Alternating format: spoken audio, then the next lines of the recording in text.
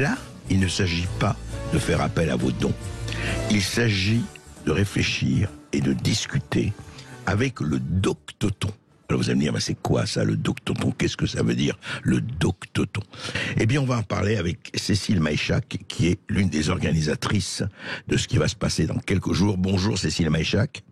Oui, bonjour. Bonjour. Bonjour. Je suis ravie d'être là. Alors, dites-moi, c'est quoi ce doctoton? Et d'abord, l'idée est venue, doctoton, qu'est-ce que ça veut dire? Comment vous est venue l'idée? Et de quoi s'agit-il? Alors, comment m'est venue l'idée? C'est venu en interviewant 5 docteurs, il y a un mois, de ça à peu près. Oui. C'était dans un live, et je les ai interrogés, et puis à un moment, ils ont dit, tiens, ce serait bien qu'on se réunisse.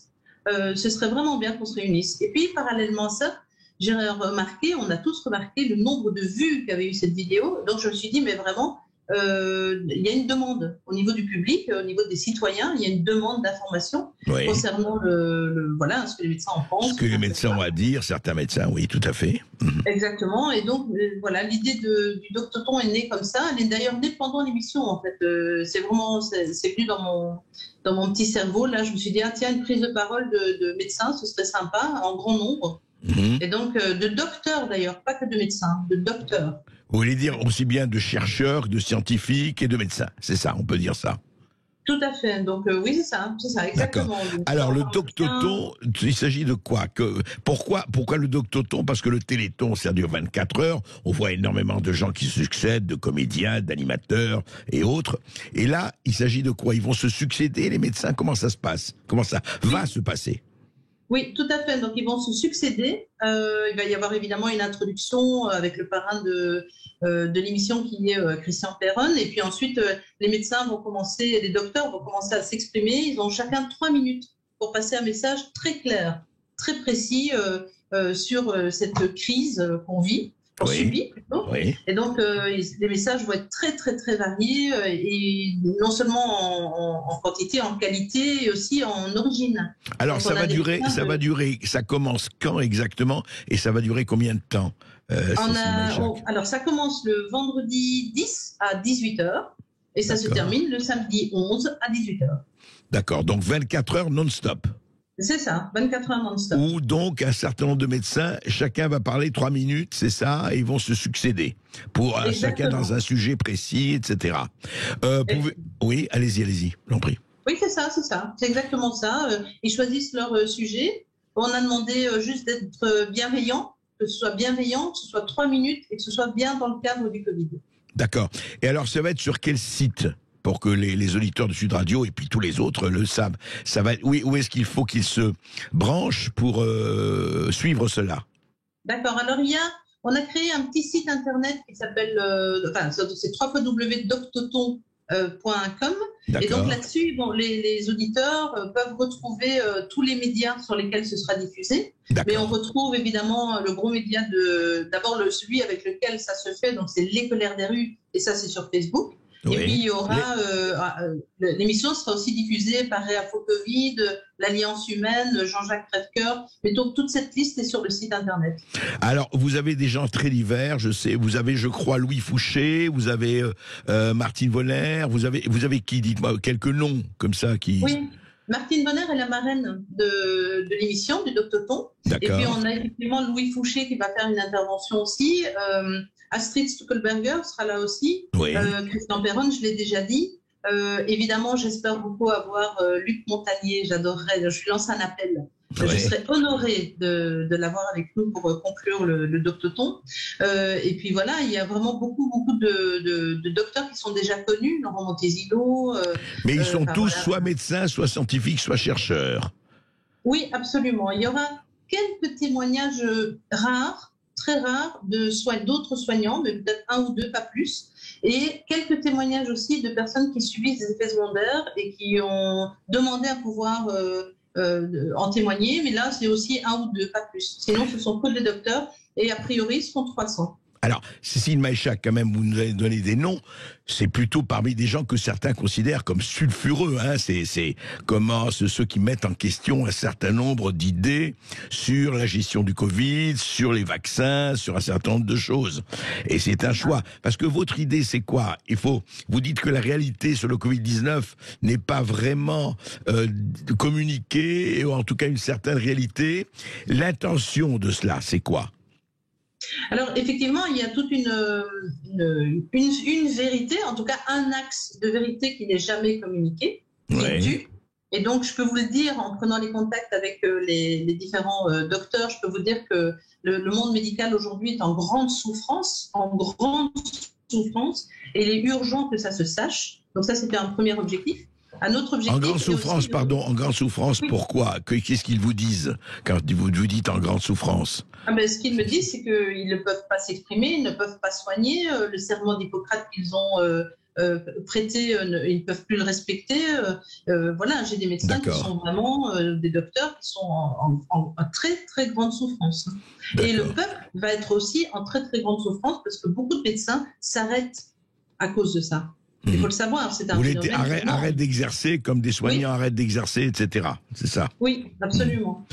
Et ensuite, alors vous dites la souffrance, et ensuite Et donc l'autre chose, c'est qu'il y a une espèce de fracture qui s'est créée à travers toute cette crise entre le monde médical et le monde scientifique et les citoyens. Et donc cette action est aussi destinée à réconcilier un peu ces deux mondes-là, les citoyens et le monde scientifique, parce que vraiment, il y a une fracture qui s'est créée, je pense qu'il y a quelque chose à faire là, et ça va pouvoir le permettre. Et puis, peut-être de montrer à d'autres médecins, à d'autres docteurs qu'une autre voie est possible, une autre voie dans les deux sens, un VOIX et VOIE, est possible, et donc voilà, ils peuvent peut-être entrer dans quelque chose de nouveau, sortir un peu de leur peur aussi, et voilà, agir autrement, c'est possible. Donc, en tout cas, il n'y a pas une question de récolter des dons ou quoi que ce soit, c'est pas du tout dans cet esprit-là.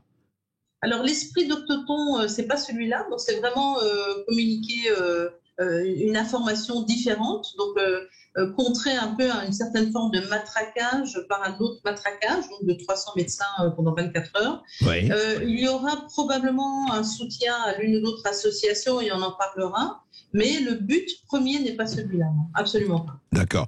Oui, le but premier, c'est de communiquer, de faire connaître une information que vous dites un peu étouffée, pas ça et là, par, je dirais, les médias dominants, en tout cas un certain nombre de médias dominants, c'est ça? Absolument, absolument. Et en suivant, que pensez-vous vous-même? Alors, d'abord, Cécile Maïcha, vous vous présentez comme une citoyenne, comme les autres. Oui.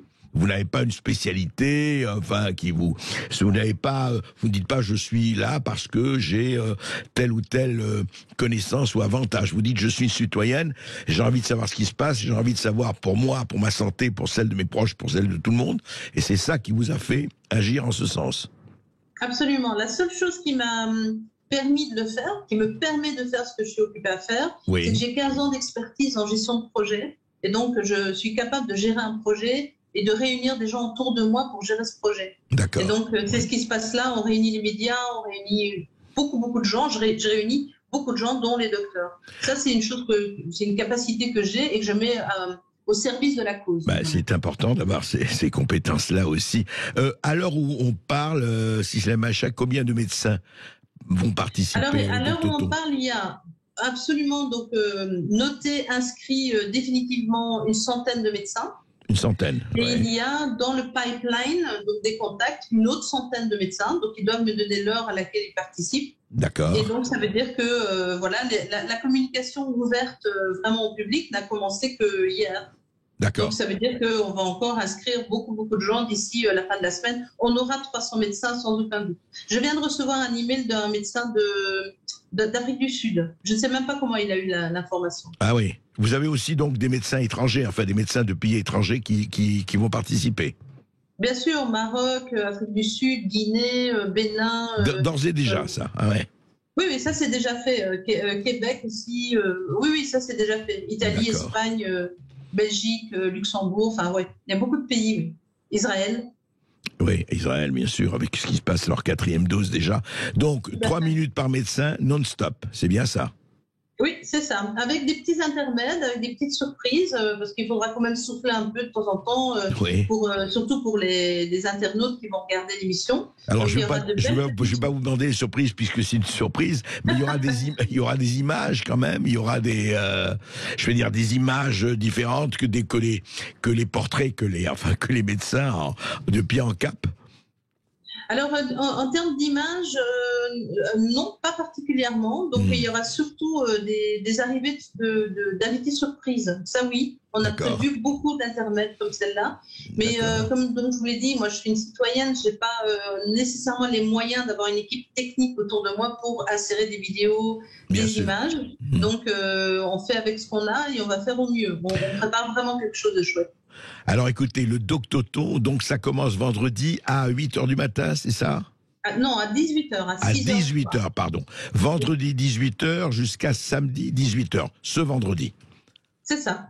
D'accord. C'est ça. D'accord. Et écoutez, voilà, alors auditeurs de Sud Radio, si ça vous intéresse, et à mon avis ça intéressera beaucoup de gens, eh bien on compte sur vous. Rappelez juste le nom du site sur lequel on doit se brancher. C'est www.doctoton.com. Donc Doctoton, c'est D-O-C-T-O-T-H-O-N.